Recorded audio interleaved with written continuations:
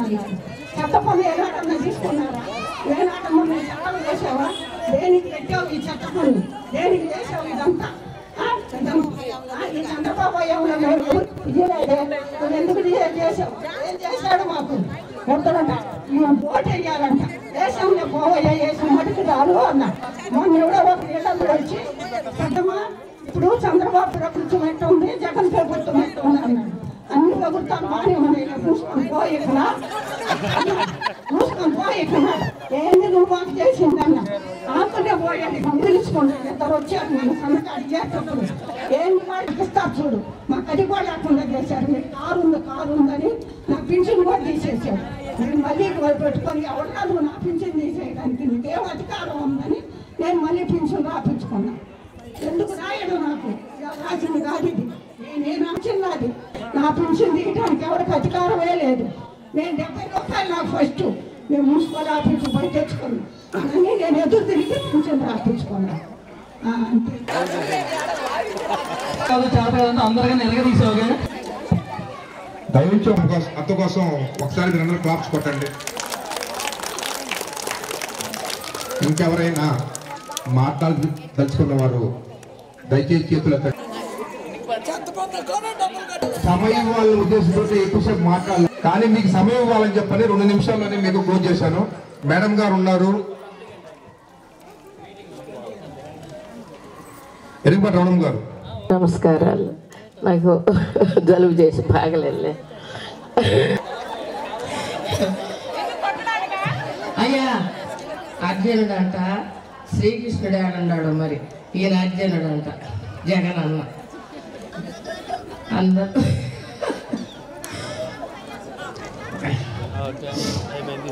బాగలేదు జలుబు వాళ్ళు ఉంటే మరొకసారి మిమ్మల్ని అందరూ మాట్లాడుతున్నా. ముఖ్యంగా ప్రదాత రాష్ట్ర తెలుగుదేశ ఉపాధ్యక్షులు దామచర్ల జనార్దన్ గారి సతీమణి నాగసత్యలత గారికి, అలాగే ఇక్కడికి విచ్చేసిన మా తెలుగుదేశ మహిళా కార్యకర్తలందరికీ నా నమస్కారం. ఇందాకే ఒక సోదరు చెప్పినట్టు ఎన్టీ రామారావు గారు పైన ఉన్నారు కాబట్టి కింద అందరూ బాగా పనిచేసినట్టు, ఒక ఇంటి పెద్ద ఎంత చెడ్డవాడైతే ఆ ఇల్లు నాశనం అవుతుందో, ఇప్పుడు జగన్ అంత చెడ్డవాడు, అంత దుర్మార్గుడు కాబట్టి మన రాష్ట్రం మొత్తం నాశనం అయిపోయింది. ఏం చేస్తారో మీకు అందరికీ తెలుసండి, ప్రత్యేకంగా చెప్పక్కర్లేదు. మట్టి ఇసుక మాఫియా, భూ ఆక్రమణలు, కల్తీ మద్యం, వీటన్నిటితో వచ్చిన వేల కోట్లని తాడేపల్లి ప్యాలెస్ లో దాచుకుంటున్నాడు. వాటిలోంచి ఒక 5 రూపాయల చిల్లర తీసి వాళ్ళ కింద ఉన్న పేటిఎం బ్యాచ్ కి ఇసిరేస్తున్నాడు. ఎందుకు వేస్తున్నాడు? వాడికి భజన చేయడానికి, ప్రతిరక్ష పక్ష నేతల మీద దుమ్మెత్తిపోయడానికి, వాళ్ళని తిట్టడానికి.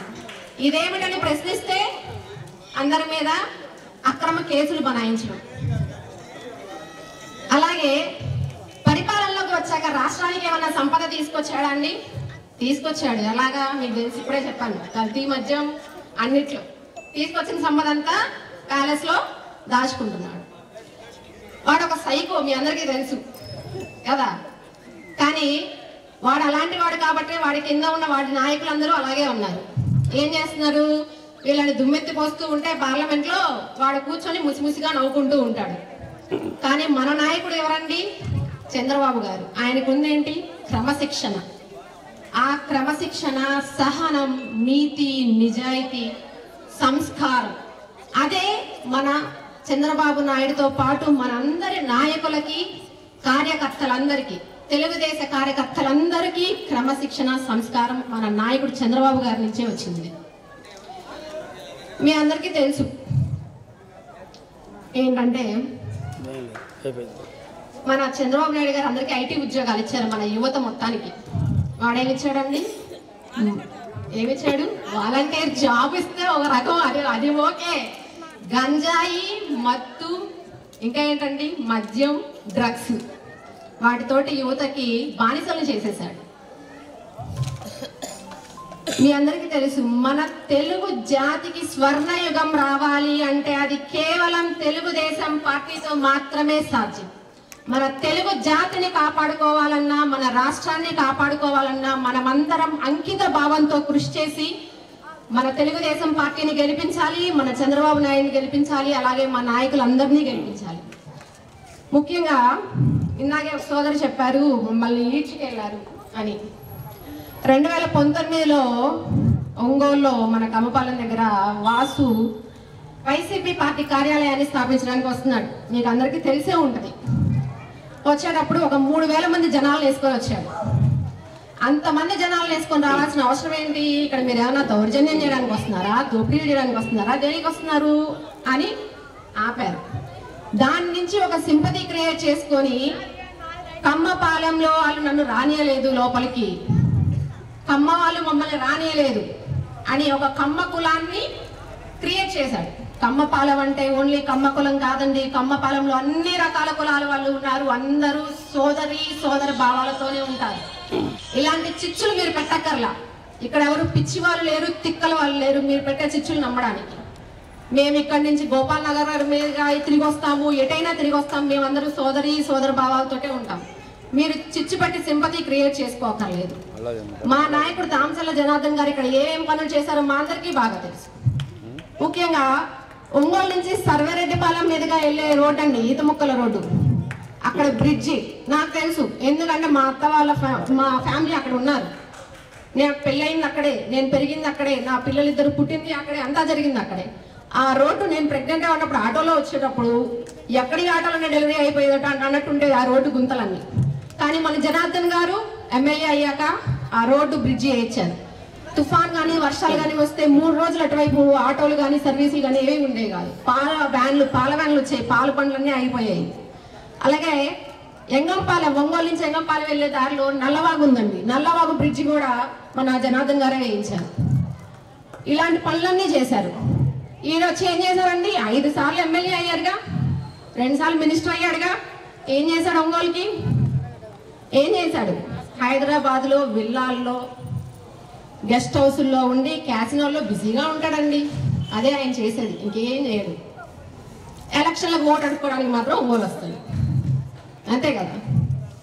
ఇక్కడుండి నిరంతరం ప్రజల కోసం కృషి చేసే మన దామచర్ల జనార్దన్ గారిని వచ్చే ఎన్నికల్లో ముఖ్యంగా మన దేశాన్ని రాష్ట్రంలో మహిళా ఓటర్లే ఎక్కువ. అలాగే రీసెంట్గా జరిగిన ఒక ఇది తెలుసు, మన చంద్రబాబు నాయుడు గారిని అక్రమంగా అరెస్ట్ చేయడం, వాటన్నిటిలో ముఖ్యంగా పురుషుల కంటే ఆడవాళ్ళే ప్రతి ప్రోగ్రాంలో పార్టిసిపేట్ చేశారు, ప్రతి ధర్నా చేశారు, అన్నిట్లో ఉన్నారు. మనమే మన కంపాలెం ఎన్టీఆర్ బస్ స్టాండ్ సెంటర్లో ఎన్ని ధర్నాలు చేశాము, కొవ్వొత్తుల ర్యాలీ చేశాము, కళ్ళకి గంటలు కట్టుకున్నాము, ఎన్నో ర్యాలీలు చేశాము. అందుకని ముఖ్యంగా ఇంట్లో కనుక స్త్రీ కనుక చెప్తే మన ఇంట్లో ఉన్న ఓట్లన్నీ అటే పడాలి. మన ఇంట్లో ఉన్న ఓట్లన్నీ అటే వేయించాలి. మనతోటే మన పక్కనున్న 4 ఇళ్ళకి అందరికీ చెప్పి, ఇక్కడ మనం ఉన్నాం కాబట్టి మన ఓట్లు తెలుగుదేశానికే పడతాయి, కానీ పక్కన వాళ్ళని కూడా మనం ఎడ్యుకేట్ చేయాలి, వాళ్ళకి తెలియపరచాలి. మనం అన్నీ అట్లా చేయాలి. ఈ మన ఇప్పుడు చెప్పాను, తెలుగుదేశానికి మన తెలుగు జాతికి స్వర్ణయుగం రావాలంటే తెలుగుదేశం పార్టీనే రావాలి.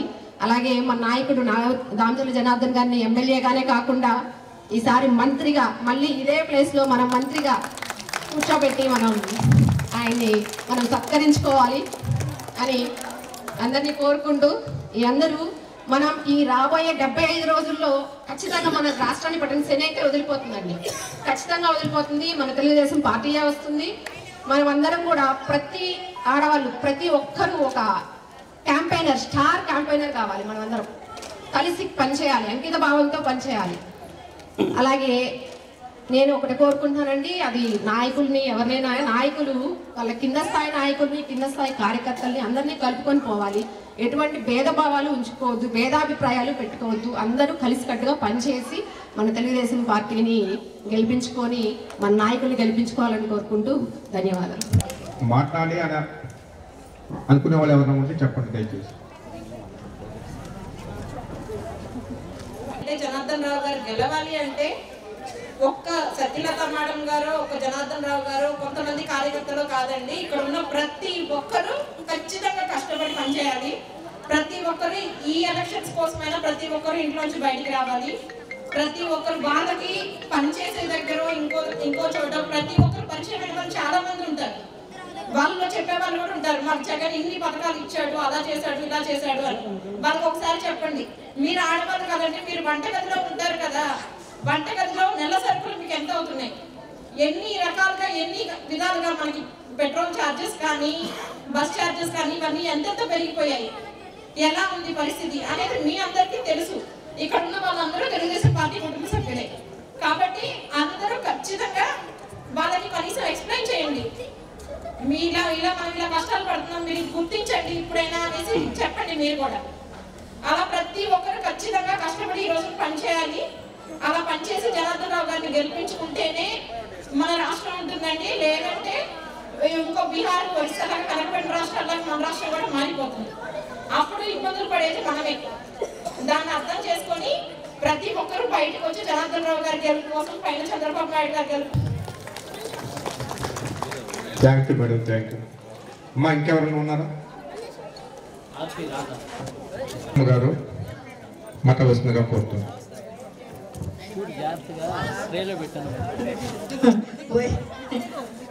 ఆలోచించుకొని ఒకరికొకరిని చెప్పుకొని ఐకమత్యతగా తెలుగుదేశానికి ఓటేసి గెలిపించాలి అని ఒక్కసారి గట్టిగా అందరూ పలకండి.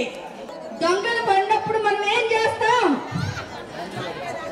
తరి కొట్టి మన తెలుగుదేశాన్ని గెలిపించుకుంది. శ్రీమతి దామచర్ల నాగసత్యలత గారికి ముందుగా నమస్కారాలు. అలాగే ఒక్క పిలుపుతో ఇంతమంది మీ ఊహించిన దానికన్నా ఎక్కువ మంది హాజరై ఈ కార్యక్రమాన్ని విజయవంతం చేసిన 8వ డివిజన్ మహిళామతందరికీ వందనం, పాదాభివందనం. ముఖ్యంగా కమ్మపాలెం అంటే అందరూ కమ్మోళ్ళు ఉంటారు, వేరే కులం వాళ్ళు రానివ్వరు అంటారు. భిన్నత్వంలో ఏకత్వం లాగా భారతదేశంలో ఎన్ని కుల మతాలు అయితే ఉన్నాయో అన్ని కుల మతాలు ఈ కమ్మపాలెం 8వ డివిజన్లో ఉన్నాయి. కమ్మాస్ ఓటింగ్ ఓన్లీ ఇక్కడ 35%, 65% అదర్ కమ్యూనిటీ ఓట్స్ ఉన్నాయి. అందరిలో ఆ భ్రమ ఒకటి ఉంది. ఫస్ట్ ఆ భ్రమ పోవాలి. రాజకీయ విషయానికి వచ్చేసరికి ఎలక్షన్ టైంకి అందరూ ఏకతాటి మీదకి వచ్చి పనిచేస్తూ ఉంటారు. ఇప్పుడు మనకి 2014 ఎలక్షన్లో, 2012 ఎలక్షన్లో తెలుగుదేశం క్యాడర్ మొత్తం చాలా కష్టపడి, చాలా హానెస్ట్ కష్టపడలేదు. కానీ ఆ రోజున బై ఎలక్షన్లో మనం ఓడిపోవడం జరిగింది. తెలుగుదేశం పార్టీ కార్యకర్తల్లో ఇంకా ఉత్సాహం, కసి పెరిగి 2014లో పనిచేశారు. దానికి తగ్గ ప్రతిఫలం కూడా మనకి దక్కింది. ఇక్కడ దామచర్ల జనార్దన్ గారు ఎమ్మెల్యేగా, అక్కడ నారా చంద్రబాబు నాయుడు గారు ముఖ్యమంత్రిగా కూడా అయి ఉన్నారు. కాకపోతే 2019 ఎలక్షన్కి వచ్చేసరికి మనందరిలో ఓవర్ కాన్ఫిడెన్స్ ఎక్కువైంది. గెలుస్తున్నాం, గెలిచామన్న దీంతో మనం పనిచేయడం తగ్గించాం, మానేసాం. దాని ప్రతిఫలం కూడా మనం 2019లో అనుభవించాం. 8వ డివిజన్కి వచ్చేసరికి 2014లో మంచి మెజారిటీ వచ్చింది, 2012లో కూడా బై ఎలక్షన్ లో మంచి మెజారిటీ వచ్చింది. కానీ మన పోల్ మేనేజ్మెంట్ లో లోపం వల్ల, మనం కొంచెం ఓవర్ కాన్ఫిడెన్స్ తో ఉండటం వల్ల కొంత మెజారిటీ తగ్గింది. మెజారిటీ అయితే జనార్దన్ గారికి వచ్చింది కానీ మన ఊహించిన స్థాయిలో రాలా. ఈ రోజు నుంచి మనం మన డివిజన్ తరఫున విజయ సంఘాలను పూరించి ఈ 60 రోజుల్లో 75 రోజుల్లో ఎలక్షన్ కంప్లీట్ అయి పోలింగ్ బాక్సులు సీల్ అయ్యేందుకు కూడా అహర్నిశలు కష్టపడదాం. ఇక్కడ దామచర్ల జనార్దన్ గారిని, అక్కడ నారా చంద్రబాబు నాయుడు గెలుపులో ప్రధాన పాత్ర పోషిద్దాం. మనం ఒకే నినాదంతో ఒకే దీంతో పనిచేద్దాం. 8వ డివిజన్ నుంచి 1000 ఓట్లు తగ్గకుండా మెజార్టీ రావాలకి ఏమేమి కావాలో దానికి అన్ని రకాలుగా మనం కష్టపడతాం, చేద్దాం. ప్రతి ఒక్కరు కూడా ఇక్కడ ఉన్న మహిళలు దాదాపు 200 మంది ఉన్నారు. ఒక్కొక్క మహిళ 10 కుటుంబాలను దత్తత తీసుకొని ప్రతి రోజు లేదా వారంలో 2 రోజులు పెట్టుకొని ఆ 10 కుటుంబాలు కలిసి న్యూట్రల్ గా ఉన్న ఓటర్ని మనం తీసుకురాతే మనం అనుకున్న 1000 ఓట్ల మెజార్టీ కాదు, 1500 ఓట్ల మెజార్టీ కూడా ఈజీగా సాధించవచ్చు. అలాగే మనం ఆల్రెడీ మన ఇక్కడ కొంతమంది టీం కలిసి మన పోల్ మేనేజ్మెంట్ మీద ఎలా చేయాలి, ఏం చేయాలి అని ఒక ప్రణాళిక కూడా చేసి ఉన్నారు. ఆ ప్రణాళిక ప్రకారం ప్రతి ఒక్క రోడ్లో ఒక యాక్టివ్ కార్యకర్తని ఒక 4 తయారు చేసి ఆ రోడ్లో ప్రతి ఒక్క హౌస్ లో ఏ ఓట్లు ఉన్నాయి, ఏ డోర్ నెంబర్లో ఏ ఓటర్లు ఉన్నారు, ఇక్కడ లేకుండా నాన్ లోకల్ ఓటర్లు ఎక్కడ ఉన్నారు, వాళ్ళందరినీ ఓటింగ్ రావడానికి ఏమేమి కావాలో అన్ని ఏర్పాట్లు అన్ని వాళ్ళకి ఎప్పటికప్పుడు టచ్ లో ఉంటూ ఫోన్ లో మాట్లాడుతూ కావాల్సిన ఏర్పాట్లు చేస్తూనే ఉన్నారు. అది కొనసాగుతూనే ఉంటుంది. ఎక్కడ ఓట్లు వచ్చినాయి, ఇంకా రావాల్సిన ఓట్లు ఏంటి, పెట్టవలసిన ఓట్లు మీద ఆల్రెడీ మన బూత్ కన్వీనర్ ఒక స్క్రూటినీ కూడా చేసి ఉన్నారు, ఇంకా చేస్తూనే ఉంటారు. ఇంకొక ఓటర్ లిస్ట్ కూడా వస్తుంది. మీ అందరి ద్వారా చిన్న విన్నపం ఏంటంటే మనకి ఇంకా కొత్త ఓట్లు పెట్టుకునే అవకాశం ఉంది. మీ పరిధిలో మీకు తెలిసిన ఓట్ సోదరికి నమస్కారం. Thank you sir. Thank you. ఇంకెవరైనా మాట్లాడేసుకోవచ్చు. జనార్దన్ రావు గారు బాధ్యతలు ఇవ్వటం, రాత్రి బౌళ్ళు కష్టపడి మీ అందరితోటి పరిచయాలు పెంచుకొని మీ అందరితోటి ప్రతి ఒక్క సమస్యని మన దామచల్ల జనార్దన్ రావు గారి దగ్గరికి నేను తీసుకెళ్ళడం, అదేవిధంగా ఎప్పుడు ఏ సమయంలో ఫోన్ చేసినా మన జనార్దన్ రావు గారు సొంత మనిషిలాగా అప్పటికప్పుడే నిర్ణయం ప్రకటించడం, అదేవిధంగా ఈ 15 సంవత్సరాల నుంచి ఎలాంటి కాంట్రాక్టులు కానీ సంపాదన కానీ లేకుండా కేవలం జనాల కోసమే కృషి చేయాలని ఒక నినాదంతో 20 సంవత్సరాల నుంచి మిలిటరీ రిటైర్ అయిన తర్వాత మీ అందరి సేవలో నేను ఉన్నాను. నాకు భగవంతుడు ఇచ్చిన అదృష్టంగా కూడా భావిస్తా ఉన్నాను. కారణం ఏంటంటే నేను చేయాలనుకున్న పనికి సహకరించిన మన నాయకుడు దామచల్ల జనార్దన్ రావు గారికి నేను ఇప్పుడు రుణపడి ఉంటాను. 18 సంవత్సరాలు ఆర్మీలో పనిచేసి వచ్చిన తర్వాత జనాలకు కొంత సహాయం చేయాలి అనే ఒక కోరిక ఉండేది. దానికి సరైన నాయకుడు మన దామచల్ల జనార్దన్ రావు గారు దొరకటం, అతను చెప్పినట్టుగానే ఏమీ ఆశించకుండా ఏమీ కోరకుండా ఈ రోజు వరకు రాత్రింబవళ్ళు మీ ఇంట్లో సొంత మనిషిలాగా ప్రతి ఒక్క కుటుంబాలు ఇక్కడికి వచ్చిన మన 250 మంది కుటుంబాల్లో ఉన్న మహిళలందరికీ ప్రతి ఒక్కరికి నేను తెలుసు. తెలియ వాళ్ళు ఎవరు చేతులు వచ్చు, ప్రతి ఒక్కరికి తెలుసు. దాదాపుగా వచ్చిన వాళ్ళలో ప్రతి ఒక్క పేరు నాకు తెలుసు. నేను ఒక్కసారి ఫోన్ చేసి అమ్మ మీరు రాండి, ఇలా మేడం గారు వస్తున్నారంటే మీరు ఎంత అభిమానం చూపించారు అంటే తెలుసు నాకు నా మీద ఎంత ప్రేమ ఉందో. అలానే మన నాయకులు దామచల్ల జనార్దన్ రావు గారి మీద ఎంత ప్రేమ ఉందో. అదేవిధంగా దామచల్ల జనార్దన్ రావు గారు గత 5 సంవత్సరాల్లో మన డివిజన్లోనే కేవలం 4 కోట్ల రూపాయల అభివృద్ధి పనులు చేస్తున్నారంటే ముందు మీకు అన్ని తెలుసు. ఏ సిమెంట్ రోడ్డు వేసినా మన ప్రభుత్వం వేసింది, ఏ డ్రైనేజ్ పెట్టినా మన సిమెంట్ చేసింది. పార్క్ ఇక్కడ కాకతీయనగర్లో పార్కు 20 లక్షల రూపాయలు పెట్టి మన డివిజన్ చేశారు. ఈ రోజు ఆ పార్క్ పరిస్థితి తెలుసు. మన తూర్పు కృష్ణపాలలో 42 లక్షల రూపాయల మనం రోడ్లు వేయించినాం ఆ రోజున. ఇప్పుడు మనం నడిచిన ఈ రోడ్డు మన ప్రభుత్వం చేస్తున్నాం. దాదాపుగా ఏ పని అడిగినా కూడాను దామచల్ల జనార్దన్ రావు గారు మనకు సహకరించడం, అదేవిధంగా మీ అందరికీ నేను తోపుట్టుగా ప్రతి ఒక్క పనిని చేయించగలిగిన అవకాశం నాకు దొరికింది, అందుకు సంతోషం. ఇప్పుడున్న పరిస్థితుల్లో మనం రాష్ట్రము అతలాకుతలైపోయే సంగతి తెలుసు. రాజధాని లేదు, చెప్పుకోవడానికి ఉండడానికి నీడ లేదు. ఇలాంటి పరిస్థితుల్లో మన ముఖ్యమంత్రి జగన్మోహన్ రెడ్డి గారు రాక్షస పాలన అందిస్తూ రాష్ట్రాన్ని అతలాకుతలం చేసిన సంగతి మీకు అందరికీ తెలిసిందే. ప్రతి ఒక్క ఉద్యోగి నేను చదువుకోమన్నాను. మొత్తం దేశం మొత్తం మీద 29 దేశాల్లో మన ఆంధ్ర రాష్ట్రం హీన స్థితిలో ఉంది. చదువుకున్న వాళ్ళు ఎక్కువగా ఉన్నారు, ఉద్యోగం లేక ఈ ముందుగా మన మహిళలు చెప్పినట్టుగా గంజాయి స్మగ్లింగ్ వీటిలో తయారవుతూ ఉన్నారు. కారణం ఏంటంటే ఉపాధి లేదు. ఉపాధి ఎలా చేయాలో లేదు. 11 లక్షల కోట్లు అప్పులు తీసుకొచ్చి రాష్ట్రాన్ని నడిపిస్తూ అందరికీ చెప్తున్నాడు నేను ఉపాధి తెలియదు, మా అబ్బసొమ్ము తీసుకొచ్చిన లాగా మేము అందరికీ ఉచితంగా ఇచ్చేస్తున్నాను, నేను సంక్షేమ పదాలు ఇస్తున్నాను అని చెప్పాను. సంక్షేమం ఎలాగా అభివృద్ధి ఎలా తెలియని వ్యక్తిని మనం ముఖ్యమంత్రిగా చేసుకోవటం అది మన దౌర్భాగ్యం.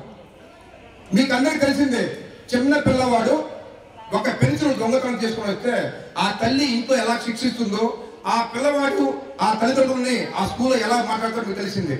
కానీ మనం 16 ఏళ్ళు చెప్పకూడదు తిన్న వ్యక్తిని తీసుకొచ్చి మనం ఉన్నతమైన పదవిలో రాష్ట్ర ముఖ్యమంత్రిగా మనం ఎన్నుకున్నామంటే మనం అర్థం ఒకసారి మనం చూసుకొని మన ముఖాన్ని మనం ఆలోచించాలి.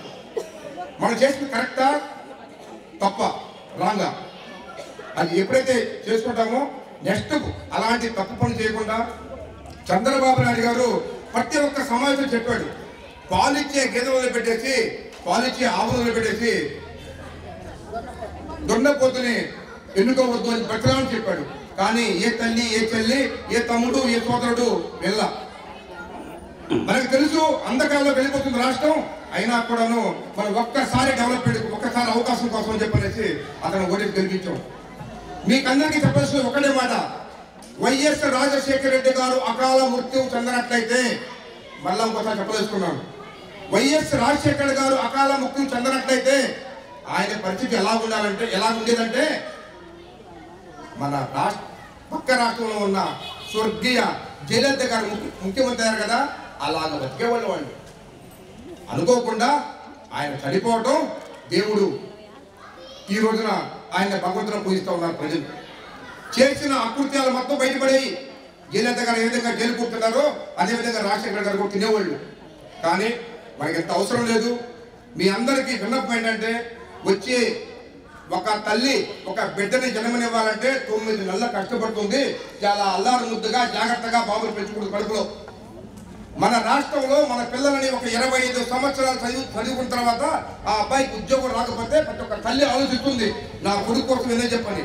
60 సంవత్సరాల వయసులో ఆ తండ్రి ఆలోచిస్తాడు, నా బిడ్డని నేను 20 సంవత్సరాలు పెంచాను, ఉద్యోగం లేకుండా బాధపడుతున్నాను. అతను ఉద్యోగం రిటైర్ అయిన తర్వాత కూడాను. కాబట్టి ఇదంతా ఆలోచించి రాష్ట్రాన్ని, మన కుటుంబాల్ని ఎవరైతే ముందుకు నడిపిస్తారో, మంచిగా నడిపిస్తారో అలాంటి వ్యక్తుల్ని ఎన్నుకున్నాము. అన్యంగా ఎవరైతే 2000 రూపాయలకి, మద్యానికి, డబ్బుకి ఆశపడి ఈ రోజున ప్రతి ఒక్క మహిళ ఇంటి దగ్గర ఉండి సొంత స్వయం ఉపాధిగా 1000 రూపాయలు సంపాదించుకునే స్థితి, 2000 రూపాయలకు అమ్ముడు పోవాల్సినంత అవసరం లేదు. డబ్బులు ఇస్తారు, రాజకీయాలు తీసుకోవద్దని నేను చెప్పను, తీసుకోండి. కానీ మంచి పరిపాలన చేసిన వ్యక్తికి మీరు ఓటు వేయండి. మన దామచర్ల జనార్దన్ రావు గారు ఇంతకుముందు నేను చెప్పున్నాను, గతంలో ఎప్పుడు చూడని విధంగా 75 సంవత్సరాల స్వతంత్ర భారతదేశంలో చూడని విధంగా ఒంగోలుకి అభివృద్ధి అంటే మన దామచర్ల జనార్దన్ రావు గారు. ఎవరు ఏ మూలలో పోయి ఏ కులం వాళ్ళైనా మీరు అడగండి. నా వయసు గల ఎవరైతే 50 సంవత్సరాల పిల్లలు చూడండి మీరు, ఒంగోలు ఎక్కడ చూసినా దామచర్ల జనార్దన్ గారి ఒక నిశానం ఉంటుంది. ఈ రోడ్డు ఎవరు వేశారంటే దామచర్ల జనార్దన్ రావు గారు. కానీ ఎవరైతే ఉన్నారో ఈ రోజున మన మాజీ మంత్రివర్యులు 5 సార్లు మంత్రిగా ఎమ్మెల్యేగా చేసి 2 సార్లు మినిస్టర్గా చేసి జగన్ బంధువు, రాజశేఖర్ గారు చుట్టము, నాకు వైవి సుబ్బారెడ్డి గారు బావగారు అని చెప్పుకుంటూ మన ఒంగోలు చేసింది ఏదైనా ఉందా అంటే ఏమీ లేదు. కేవలం 5000 రూపాయలు, 10,000 రూపాయలు డబ్బులు ఇవ్వటం, జనాలను మోసం చేయటం, ఓట్లు వేయించుకోవటం, వెళ్ళి ఇందాక మా సోదరు చెప్పినట్టుగా ఆయన వ్యాపారాలు చేసుకోవటం. కానీ నిత్యం మన దామచర్ల జనార్దన్ రావు గారు కుటుంబాన్ని కూడా లెక్క చేయకుండా రాత్రింబవళ్ళు ప్రజల్లో ఉంటూ నిత్యం అందరితోటి ఎప్పుడు ఫోన్ చేసినా మీకు ఎలా ఉన్నారు ఏంటి అని మన కష్ట సుఖాలు తెలుసుకొని మన అంటే నిలిచిన దామచర్ల జనార్దన్ రావుకి మీరందరూ సపోర్ట్ చేసి ఈ 60 రోజులు 70 రోజులు దయించి మీ అందరికీ చేతులతో ప్రార్థిస్తున్నా, మీ తమ్ముళ్ళలాగను, మీ అన్నలాగను, మీ కుటుంబ సభ్యుల్లాగను మీరందరూ కష్టపడండి. మంచి ప్రభుత్వాన్ని, మంచి నాయకుడిని, మన దామచర్ల జనార్దన్ రావు గారు లాంటి మంచి మెజార్టీ తీసుకొస్తే మన కుటుంబం, మన రాష్ట్రం, మన ఒంగోలు నగరం అభివృద్ధి చెందుతుంది. కాబట్టి మీ అందరికీ మరొకసారి ప్రార్థిస్తున్నాను. మీరందరూ ఈ రోజు నుంచి అందరూ శక్తివంతంగా సాయుధ దళంలో ఎవరైతే సైనికులు పనిచేస్తారో మన ప్రతి ఒక్క మహిళా తల్లి మన పరిస్థితుల గురించి చెబుతూ ప్రతి ఒక్కరిని ఓట్లు అడగండి. కానీ నాకు చిన్న వినపం కూడా ఒకటి ఉంది, ఎందుకంటే ఆడవాళ్ళకి ఎంత ఆవేశం ఎక్కువ అంత ఆలోచన కూడా ఉంటుంది, ఆవేశం కూడా అంతే ఉంటుంది. మీ అందరి సహకారం కూడా మాకు కావాలి. మీ అందరూ కూడా తప్పకుండా అంటే మీ ఓటు కంపల్సరీ రోజు మీతో పాటు మీ పక్కన అందరూ ఓటేస్తున్నారో లేదో చూసుకుని 10 మంది చేత ఓటేయించినా చూడండి. అందరూ ఒక్కసారి నాతో పాటు వర్ధిల్లాలి తెలుగుదేశం పార్టీ, వర్ధిల్లాలి తెలుగుదేశం పార్టీ.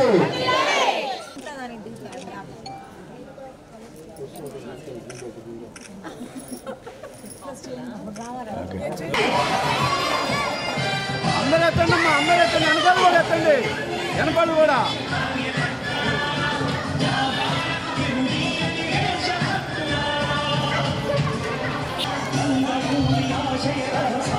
అందరూ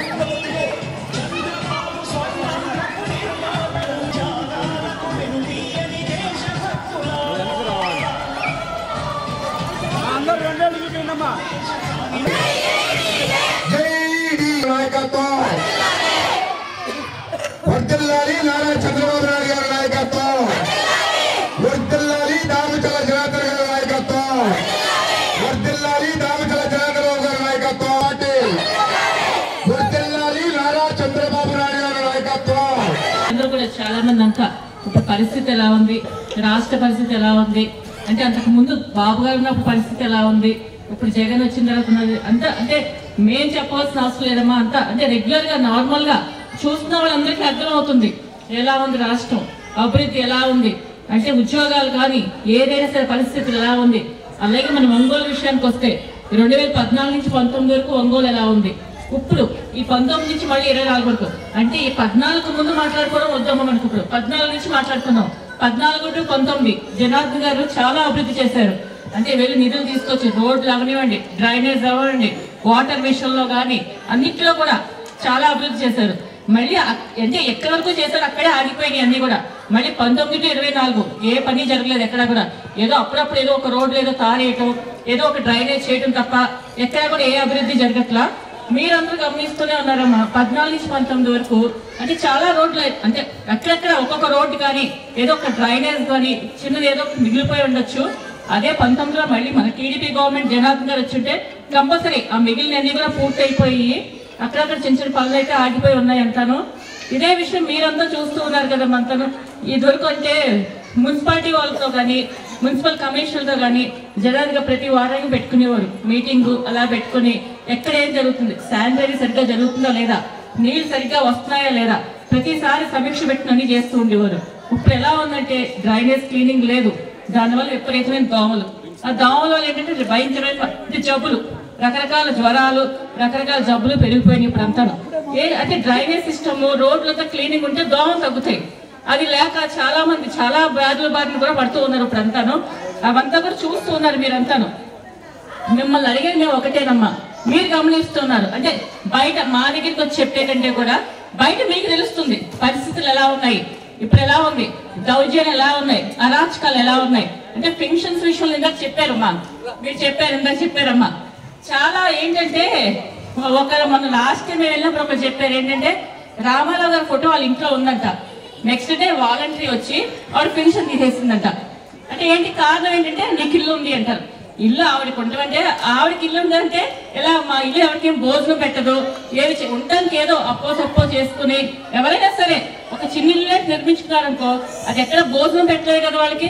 ఇల్లుంటే తీసేయటం, కరెంట్ ఛార్జీ పెరిగిందంటే పెన్షన్ తీసేయటం, రేషన్ కార్డులు కట్ చేయటం, లేదంటే ఏదో ఒక కారు ఉందో లేదో అంటే కొడుకో అల్లుడికో కారు ఉందంటే ఏదో పెన్షన్ తీసేయటం. ఆ కొడుకు అల్లుడు వచ్చి రోజు భోజనం పెడతారమ్మా. వాళ్ళకి ఏదో పెద్దవాళ్ళు ఉన్నారంటే వాళ్ళకి ఏదో వచ్చే 3,000 2,000 ఏదో వాళ్ళ మందుల కోసం ఎవరి దగ్గర అంటే రోజు వాళ్ళు తినే మందుల కోసం అన్నా లేకపోతే ఏదో పళ్ళో బాగా కలుపుకోవాలన్నా ఒకరి మీద ఆధారపడకూడదని చెప్పేది వస్తుంది పెన్షన్ అది. అది కూడా రకరకాల కక్ష సాధింపులు. వీళ్ళు టీడీపీ వాళ్ళని తెలిస్తే పెన్షన్ తీసేయటం, ఇలాంటి చాలా అరాచకాలు జరుగుతూ ఉన్నాయి ఇప్పుడంతాను. మీరే చూస్తున్నారు. మన టీడీపీ గవర్నమెంట్ ఎప్పుడు ఇలా జరగల. ఏ విధంగా వాళ్ళు వైఎస్ఆర్ వాళ్ళ కాంగ్రెస్ ఎప్పుడు ఆలోచించా వాళ్ళకి అర్హత ఉందా లేదా ఒకటే ఆలోచించేవాళ్ళు మనవాళ్ళు. అంతే తప్ప ఇలా కక్ష సాధింపు రాజకీయాలు, కక్ష సాధింపుగా అది పనిగట్టుకుని కావాలని దౌర్జన్యం చేయడం ఎప్పుడూ ఎక్కడా లేదు. మీరంతా గమనిస్తూ ఉన్నారు, అందరూ చూస్తూ ఉన్నారు.